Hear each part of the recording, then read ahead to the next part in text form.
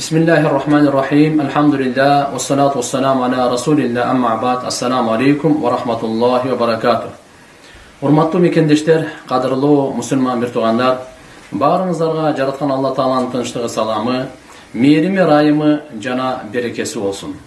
Менин кайрылуумдун себеби акыркы күндөгү мен тууралуу болуп жаткан сөздөр жана окуялар. Мамлекетибиздин тынчтыгы, элибиздин ынтымагы үчүн баарыңыздарды сабырдуулукка чакырам. Эч кандай провокация алдырбастан, жаман күмөндөргө түшпөстөн дуа кылып туруңуздарды суранам.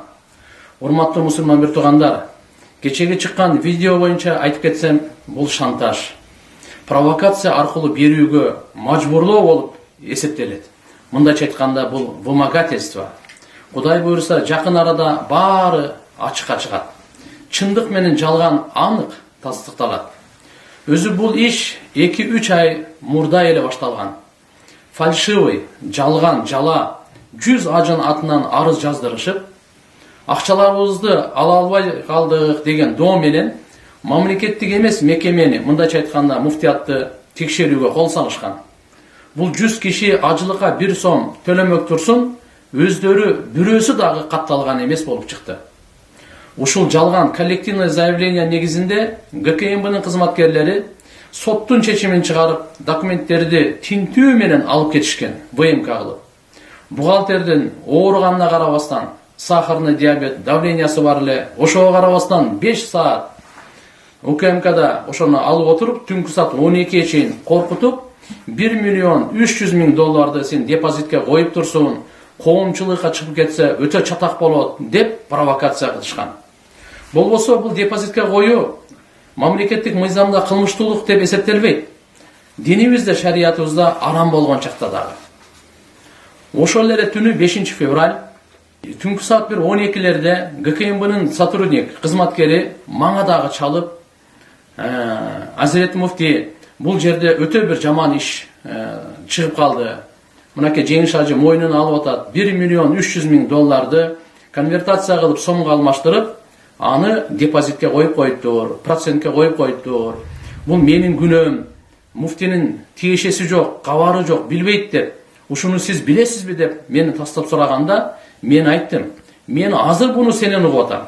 Буну эч кандай мен кабарым жок, билбейт экенмин депчи. Эми кийинки 6 февраль, 7 февраль, андан кийин 8 февраль, 9 февраль түшкө чейин ГКМБнын кызматкерлери атайы ушундай коомчулукка чыгып кетпесин, ишти биз бүтүрөбүз, контролдойбуз, биз чоңдор менен сүйлөшүп жатабыз, аларга чай берип жатам, кыжалат болбоңуз, баардыгын бүтүрөбүз. Бирок крупный сумма экенин бүтөт.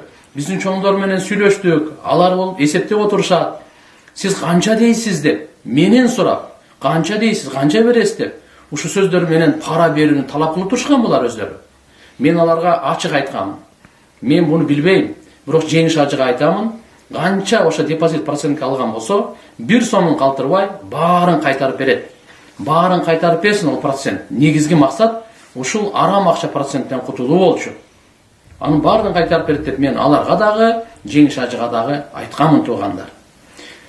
Өзү урматтуу мусулман бир тууган, негизи менин милдетим биринчиден мусулмандардын абийирин сактоо. Бул улуу пайгамбарыбыз Мухаммад алейхиссаламдын осуяты. Экинчиден арам акчадан проценттен кутулуу болчу. Мен ишенем, ГКМБнын төрагасы Камчыбек Кыдыршаевичтин да бул иштерге эч кандай тиешеси жок экенинде. Себеби ал күндөрү ал чет өлкөдө болуп, өз өмүрү, ден соолугу менен алек болуп жаткан. Ал эми ажообуз Садыр Нуркожоевичке да тегерегиндегилер туура эмес такталбаган маалыматтарды жеткирип турушкан. Азыр тергөө учурунда көп нерсени мен айтып бере албайм. Убакыт келет, сөзсүз сиздерге кенен ачык айкын баардыгын айтып берем, баардык сурооңорго буйрса жооп беремин. Акыйкатты айтып коеюн, урматтуу ажыга баруучу мусулман бир туугандар. Сиздердин акчаңыздардын 1 сомундагы мен процентке койгон эмесмин.